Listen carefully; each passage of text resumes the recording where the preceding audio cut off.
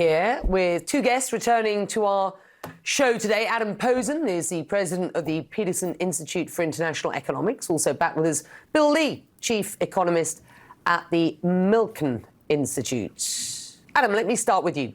Scott Bessent repeating now familiar line about his boss, quote, President Trump creates what I would call strategic uncertainty in negotiations. He then went on to say that we've created a process, the aperture of uncertainty will be narrowing, there will be certainty. Now, you posted about this on Monday, and you talked about this sort of game theory, strategic uncertainty.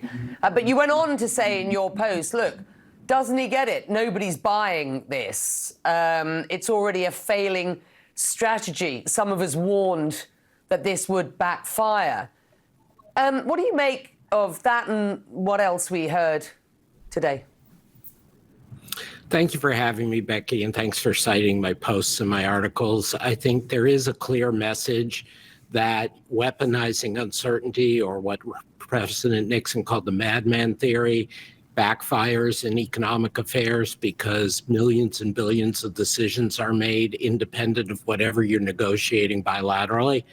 And also because it's not like the nuclear talks where people don't want to risk you going nuclear.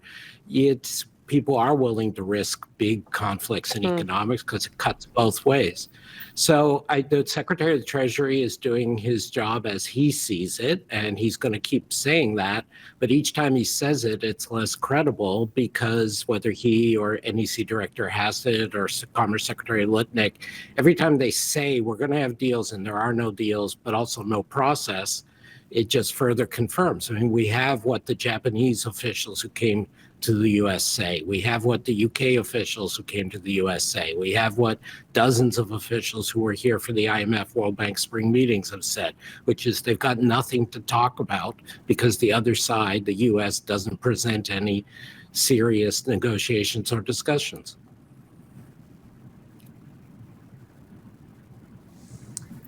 Bill, what did you take out of what we've just heard from the Treasury Secretary? After all, this is, Trump's top economic official on Donald Trump's 100th day in office, one assumes, addressing the press and wanting to deliver a message that will satisfy not just the reporters in the room, but, for example, the markets. And I'm looking at what the markets are doing now. The Dow is off. It's dropped into negative territory since Bessent started talking. The S&P and the NASDAQ also off. Look, they've had 5 winning sessions at the end of the day, and there may be some profit taking here, but there is certainly still a sense of uncertainty out there, isn't there?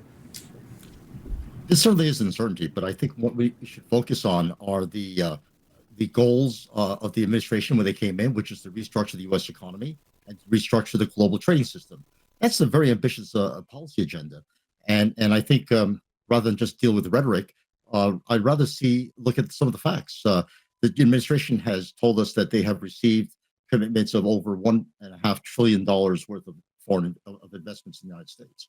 And it's capped off by the SoftBank, OpenAI, Oracle deal, which is over $500 billion in the most advanced technologies in the United States, and I think that's a good indication that foreign investors really take seriously the smaller government, lower taxes, and fewer regulations that the Trump administration has promised.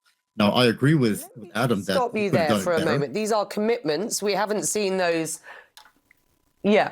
These were just commitments. And, of course, these commitments were pretty much made before the beginning of what has been this, period of real uncertainty, of volatility in these markets. And, look, I'm broadcasting here from the Gulf region, a region that, frankly, is pretty supportive of a Donald Trump administration. It's where much of this incoming money, is coming from. But even here, there is a sense of worry about just how unpredictable things are at this point and volatile. They've seen, for example, a depreciation in the US dollar, these currencies pegged in this region to the US dollar.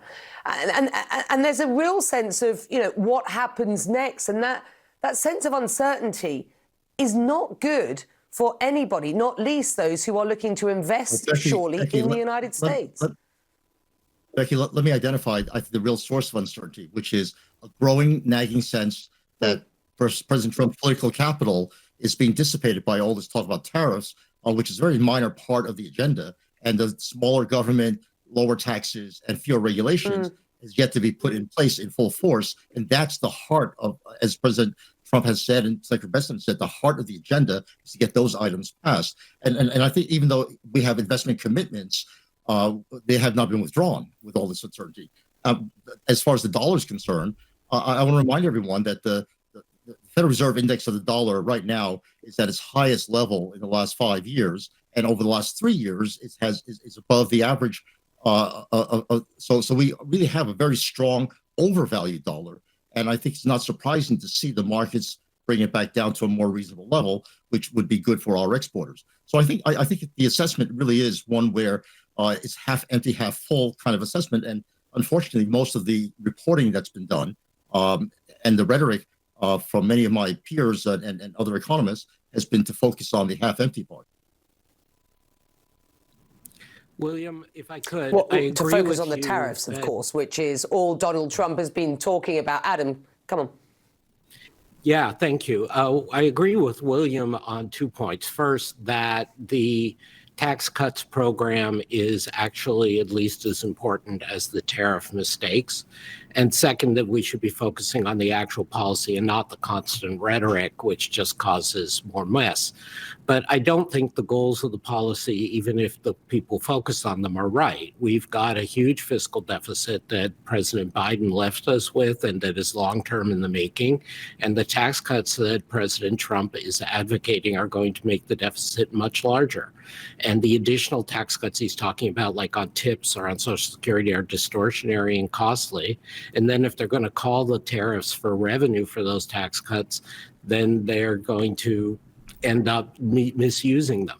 So it doesn't achieve a small government in any meaningful way. It doesn't increase competitiveness. It just further increases the instability of the U.S. economy. And that's not about rhetoric or about reporting. That's about the substance, that they're not grappling with the fiscal issues in a serious way. I absolutely agree with Adam that the deficit and the debt burden really is the overwhelming problem for this administration and for every administration since Clinton. So I think the U.S. has a long-standing problem with the deficit, but I think the way of getting out of the deficit is to increase the productivity of the U.S. economy and its revenue base, which is exactly what President Trump is trying to do: get more foreign capital into the United States, create more income and more employment for U.S. citizens.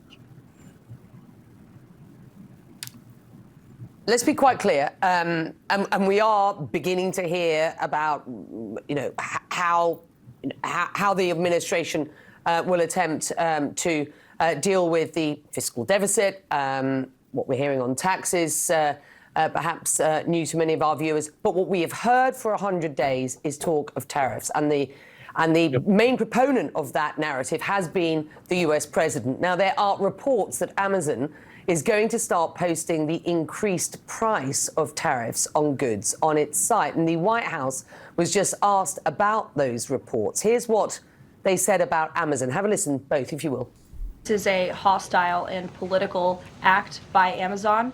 Why didn't Amazon do this when the Biden administration hiked inflation to the highest level in 40 years? And I would also add that it's not a surprise because, as Reuters recently wrote, Amazon has partnered with a Chinese propaganda arm. So this is another reason why Americans should buy American. It's another reason why we are onshoring critical supply chains here at home to shore up our own critical supply chain and boost our own manufacturing here. Is Jeff Bezos still a Trump supporter? Well, this could really underscore for the average American just how impactful these tariffs are, correct? Adam. Yeah. Again, Becky. Yeah, I want to remind you. Sorry, she went to me, Becky. Becky went to me, Bill. The issue is there is going to be inflation. How much remains to be determined. Private companies should not be attacked for making their public, transparent decisions. Taking those kinds of attacks on a private company, which supposedly the Republican Party wants to encourage, is scurrilous. And most importantly, people are going to feel it with shortages, not just in consumer goods at Amazon, but they're going to feel it with, as the president's trying to avoid, shortages in the auto supply chain, shortages in other supply chains. You don't start a tariff war with your one of your largest trading partners without preparing ahead, but that's what they did. Let me just say Bill, that tariffs are not a apologies, source I'm of bringing you in inflation. here. I know this is never the perfect way of doing an interview. A new CNN poll showing that the majority of Americans, 59%, believe that the economy has worsened under President Trump. So I just want to get your response to what we've just heard there from the White House on Amazon and the kind of wider narrative here. Tariffs are not a source of inflation. They change relative prices. They increase the price of imports compared to domestically produced goods.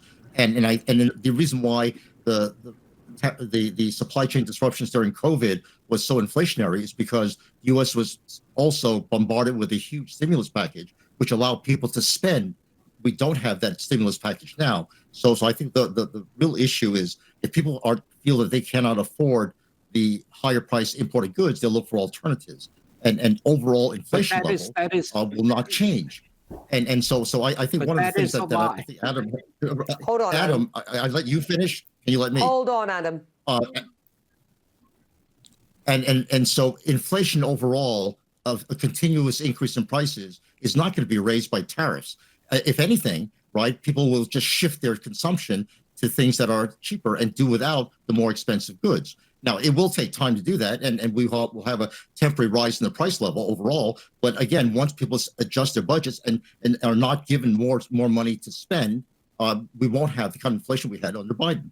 Now, I think you're right to say that people are talking about price increases all the time, but the real issue is whether the price increases will stick. And I have my doubts about that unless they're given extra money to spend.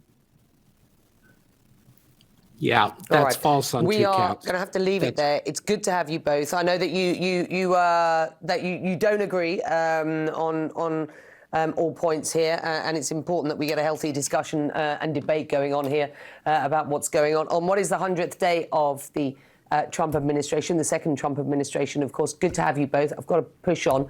We'll have you back. President Trump may just